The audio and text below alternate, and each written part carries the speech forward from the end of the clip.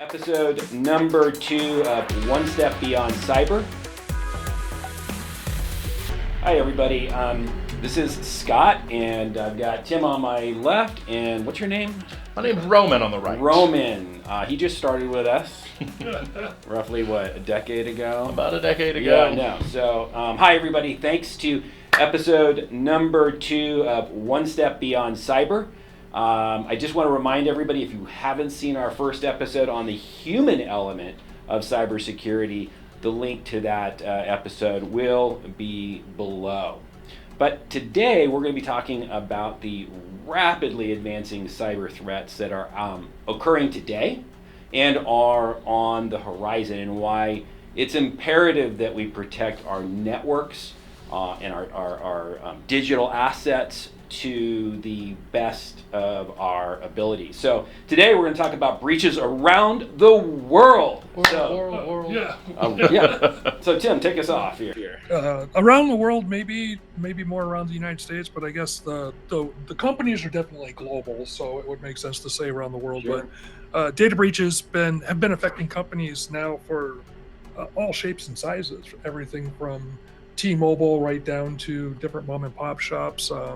Yum brands, Pizza Huts, ChatGPT got hit, MailChimp got hit. I mean, there are so many places that just have been breached for many different reasons, Right. actually. So it's now saying that it costs the average American company $10 million per breach is what they're saying.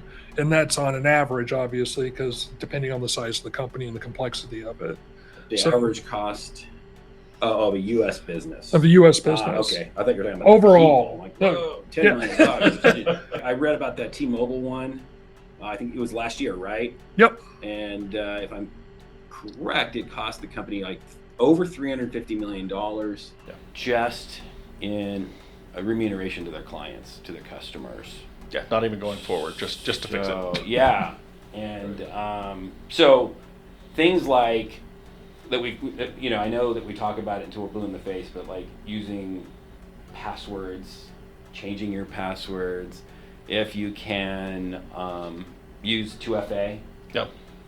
Whatever You possible. use it if it's available. But I think more important to discuss is that employee aspect that we talked about in episode 1, guys, where Yes. either we train and continue to train our staff to look for that phishing email. And Yes. to make sure, because Yes. I think it's still by far the most.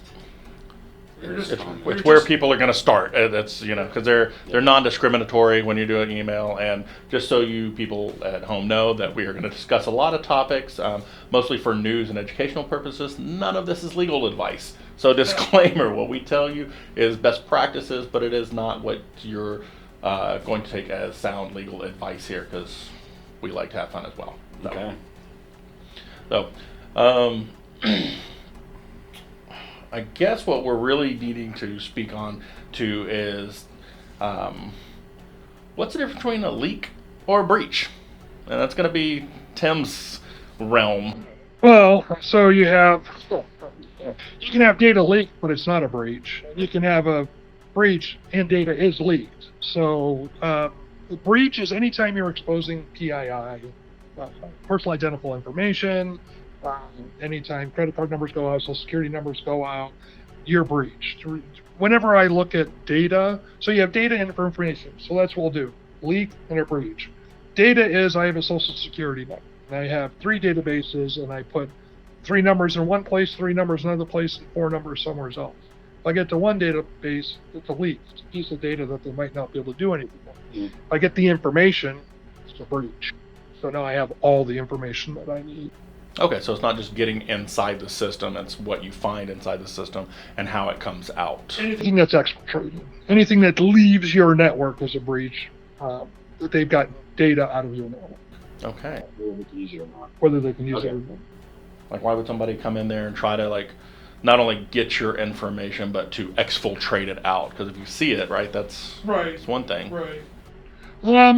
Top reasons for a data breach. To get information, obviously. I always like, because everybody always says, well, I'm small, so I don't have anything anybody wants. Email addresses, phone numbers.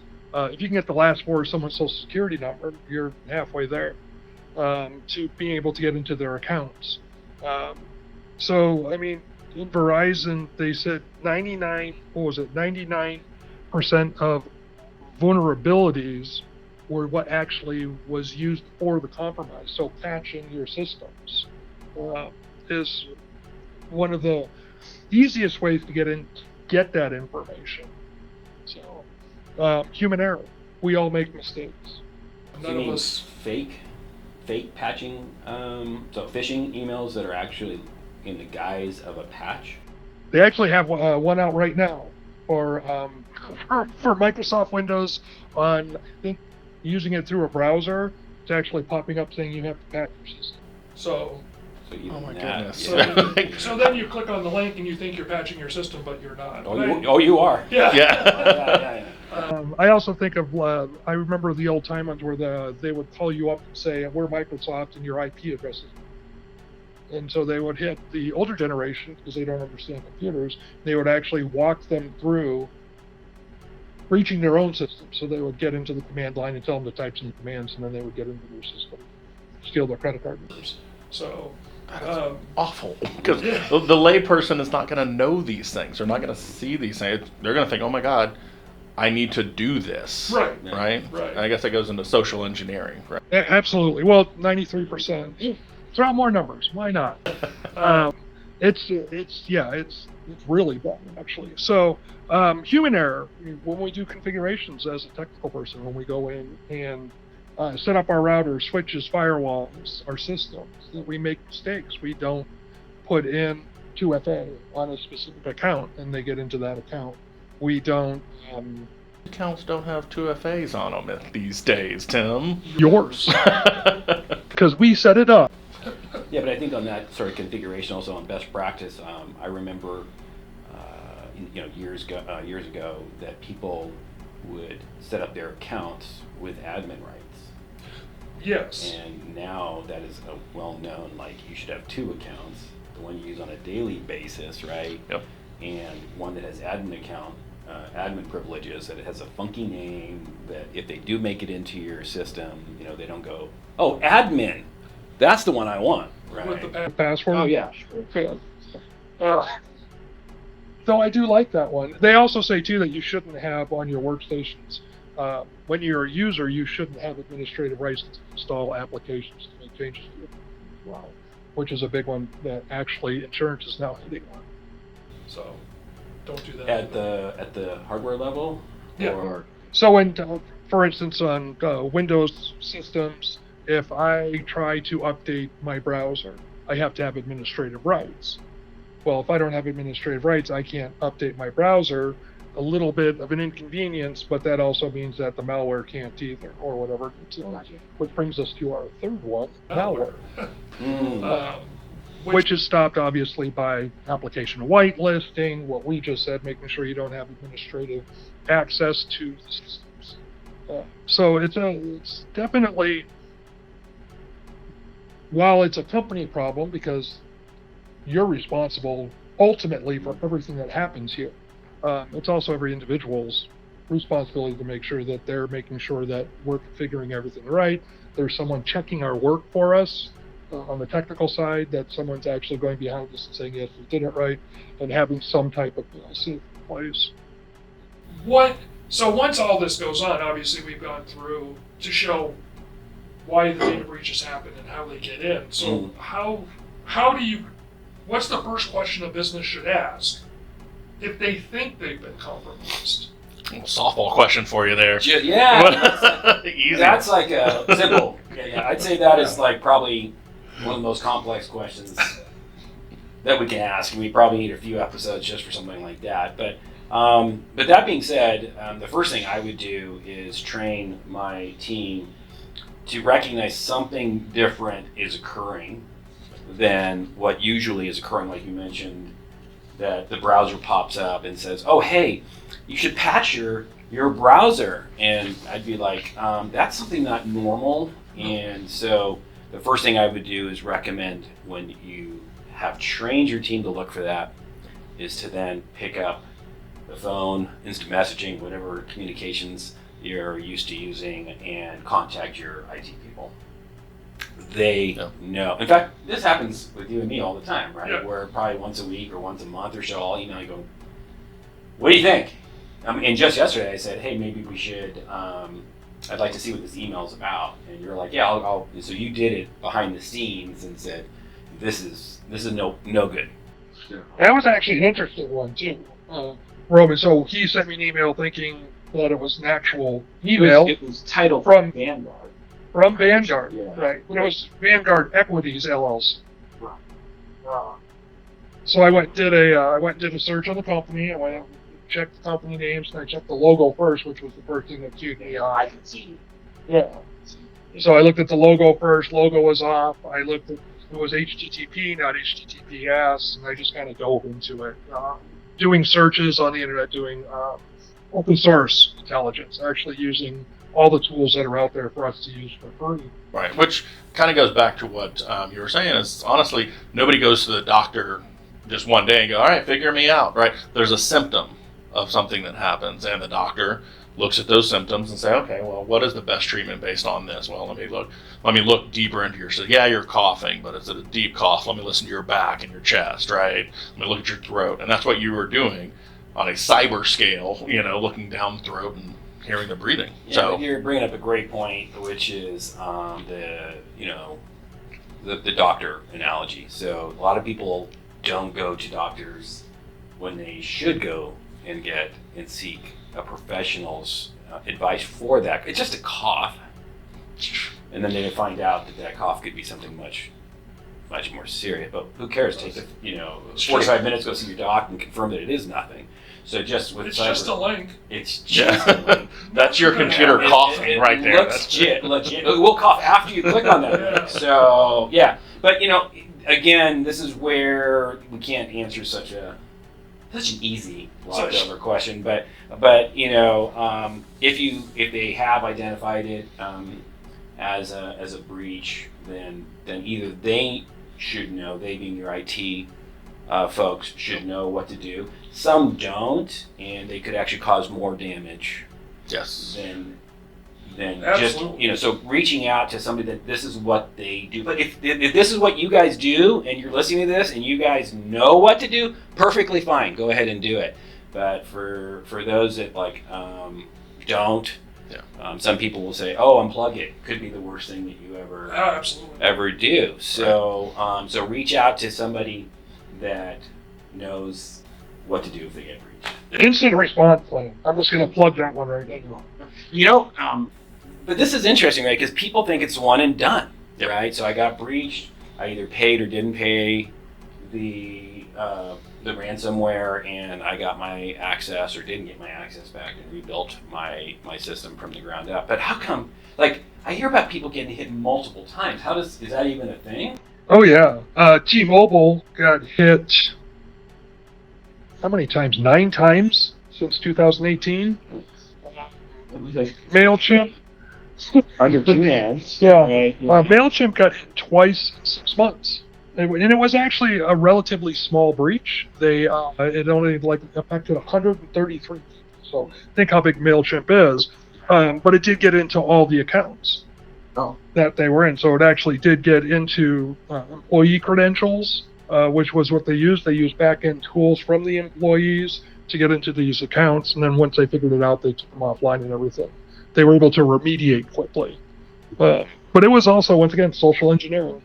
Right. It's So they do get hit multiple times, and it's not necessarily because they had a vulnerability that they actually sealed that vulnerability out, but they still get hit again. But again, most of the time is because of this thing called social engineering, right? Social engineering.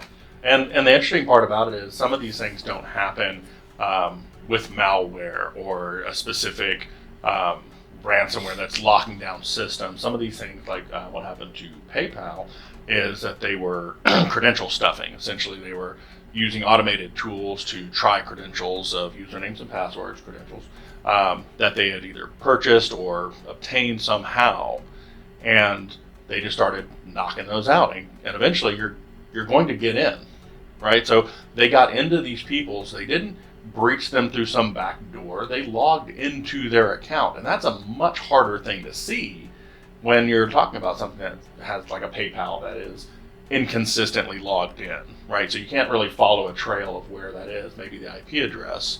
But things like this happen to where, excuse me, you're looking at compromises on a global scale. Luckily, this was only about 35,000 accounts. And again, how big is PayPal? So not a huge breach. But when they do notice it, how quick can they respond? You know, how do they see it? So again, you're the frontline people. If you notice something's wrong, tell somebody, tell a lot of people, so that people like the IT people can come in and fix it. And it's not necessarily wrong. Meaning, like, no, they didn't do anything wrong. PayPal did nothing wrong. Right, they were right. Actually, but on top of it's it. not like waiting for something to be wrong. It's waiting for something that's unusual, in my opinion. So I'd rather see like, hey, I'm logging into PayPal and it's saying I need to change my password, and or you get the email like to change your password. Right. And so best practice is to never click on those emails. Right. It's like go to the URL yourself. Right. Apply your own. Trust but verify. Yeah. Yeah. That's what I need to change my password. I probably do. Right. Because you should periodically rotate passwords. Just getting an email. Just don't do it through there. Yeah. It's kind of cool and I say cool probably in a bad way, and I use cool wrong, so you guys can get me on that later. It's interesting in the fact that the threat actors, what they'll do on those emails if they're sending you for those. So they send you the email, you get like your 2FA, they'll send you another email saying you need to verify the 2FA. And so you actually send 2FA through the email, and they get it. Again, all of this is just like normal, relating it to normal life. Like when you have children, you say, hey, go up to any ice cream truck because they're all safe, right? Right? Or go, play with anybody you want in the park. And if some adult says, oh, come over here, go. No, it's so you have to train your children from very young age, right? Yeah. Don't do this. So it's the same with us, right? We have to tell our customers regularly how, beyond regularly. Yes. The basics. It's a trust of a higher authority. If we put ourselves into. I was watching a pretty good little speech on a gentleman that walked up to the board. He was a teacher, and he said 2 circles on the screen on the blackboard. He said, okay, these circles are different sizes. Who thinks the red one is smaller? Yeah. And the other, okay, who thinks the blue one smaller? Right. So he did that, and he said, ha, the red one's smaller. How many of you actually knew that? Raise your hands. Right? And then more people raised their hands. And I figured it was it. He said, I'm kidding. Both of them are the same size. But you trusted me. You trusted that I was going to tell you the truth. And while we should have a trust in a lot of different authorities, you do need to verify and say, you know what? I'm going to question this. I think there's something wrong. Why is he asking us in this specific way? Why is this email coming up? Why did this pop up? Did I just click something and now a pop-up came up and said, hey, your antivirus is out of date. Click here to update it. Yeah, and make your employees feel safe for asking. How many IT people have the reputation of don't bother me? I don't know if that's a lot. Yeah. I would like to think that because when we came That's up, the thing. we don't. But when I know that when I came up, and I know when we came up, Scott, is the fact that we had specific types of people who you'd never bothered them. They sat in a corner, and if you asked them a question, they'd tell you to go away. Or if you asked them to fix something, they'd say get out of the way, and they'd fix it for you, so that you wouldn't know what was going on. It was almost like a secretive way of keeping the network safe, and the fact that only so many people knew what to do. Of course, your resilience is horrible, so it's that's bad. Anyway. So, Roman, you're the compliance guy. You're the guy that we run to when we have what are some of the compliance regulations that businesses need to be aware of? 1, to avoid data breaches, and 2, what happens when they do get breached? Well, man. Well, Jim, that was a great question. Another softball. Yeah, you're. More Note to self: Tim is not allowed to ask Yeah. questions. Just wanted to Take his papers away. there are so many, Tim, to be honest with you. There are so many different types of regulations that help in keeping you safe. Now, I believe I've said this before, and I'll say it again and again. Being compliant does not mean you're secure. Most of the time, being secure means you're compliant, but being compliant does not mean you're secure. However, most of them have certain, the framework to put in there to where you don't use names in your username that give away what it is, right? Totally, yeah. QuickBooks user like you don't want somebody knowing that because then if they find the password. Admin, right? So there's certain frameworks that literally, government NIST CSF, your 800-171, your GDPRs for the European continent, like a lot of these will actually have stuff set in there that says you cannot do this to be compliant. They will make you rotate your passwords, which I mentioned earlier. They have to have strong characteristics. So some of those things that are put in there, just to be within compliancy of a regulatory body, do keep you safe. One of the best ones that I've seen lately is people are having to segregate their networks. So that if you do take, credit cards, for instance, your credit card swiper or where you enter your credit card number does not have any traffic on either side of the network for the IP schemes, right? A little bit more technical, but so I think that's a really good one. Something you never think about is cameras. We all like security cameras, right? We always want to be safe no matter where we go.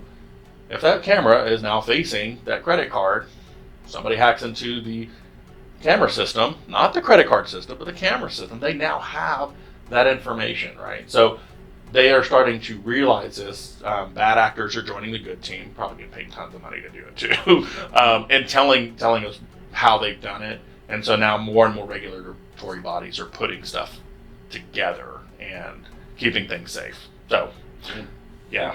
I don't know. I mean, I could go on and on about regulatory bodies, but I'm gonna put it back over to Scott with this. So Go easy. I'm not asking the question. You're good. Yeah. Right, with compliance and regulatory businesses, right? So if they're going to take a proactive measure, what would you want to say for all your business partners out there? What kind of proactive measures can somebody take? So that is much easier than One. So for me, like for executives and business owners out there, definitely complying with any sort of regulatory, whether they're industry or governmental regulatory. Like you said, achieving those regulatory requirements doesn't necessarily mean you're secure, but you're definitely probably a lot more secure than if you're not. But what I would recommend is adding vulnerability or penetration testing of your network, and on a frequent basis, at least quarterly. Yeah. And then that's what you do, right? Like, yes. What's one of the things you do. And so our clients will then say, oh, I had no idea that port blank was a problem. Like, right. Things like that. So, again, one can go to the doctor when they're sick. Yes.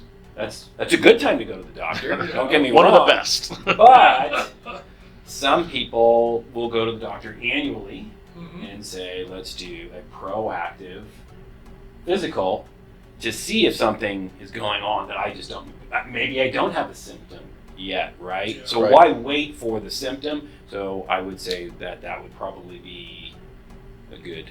No, I agree, because what it also lends itself to is training, right? Getting your employees trained. And so I'm going to relate this back to the medical analogy we're just beating to the ground here today. But Good one. it works. We all know our own body, right? So when us as adults, we cough, I know if I'm sick, right? When I wake up, it's because I'm old. But I know whether or not that am I sick, right? So we have already been trained to know that. The analogy of the children, right? When your child sneezes and coughs, it might just be a sneeze and cough, and we have to kind of let them know that that's what it is. So training is going to be huge for your employees to know, okay, hey guys, you've probably never seen this system before, so here's how it works. If you see this, let us know. Other than that, it's running, because that's what we do as IT people, keep it running. So, Good. yeah. And honestly, we could keep beating the analogy down more and more if we wanted to, but I think that's all I really needed to say about the compliance and security aspect of it. So, data breaches can have serious consequences, right? Including financial, legal penalties, right? So nobody wants to pay. Tim didn't mention that as, what do you do? Yeah, money. That's why people want this stuff. They want your money. They're going to take it. And then all of a sudden now you're out there and you don't have as much. Plus your reputation's been hit. Right. People are hearing that and they're not buying as much. So now you have less money. Which goes back to financial. Yeah. It all comes down then. So complying with regulations, complying with security is really honestly going to be the best way to keep your business safe, and get yourself a partner that can help you with that if you don't have those already in there. So, Absolutely, yeah. I would tend to agree with that. I mean, back to the basics, as you said, 2FA is just low-hanging fruit.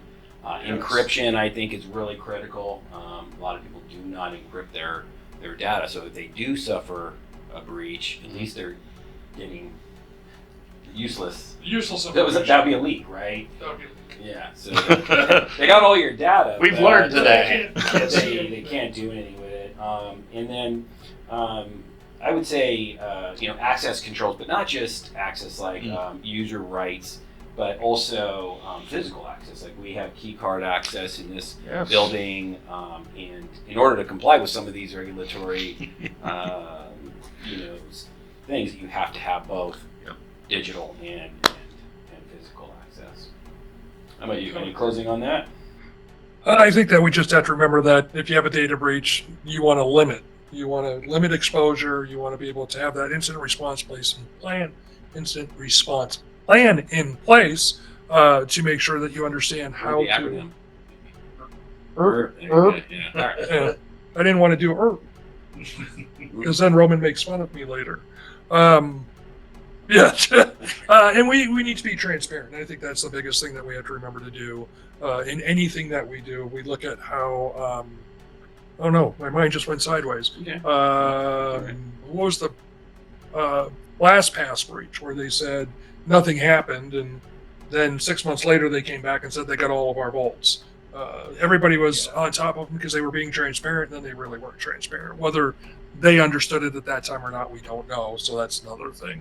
But be transparent. Let your customers know that something did happen, that their information may have been out. So, Awesome, guys. What do you think? I think that's a good amount. That is a good amount for so people I think to that's chew all we on. have time for today.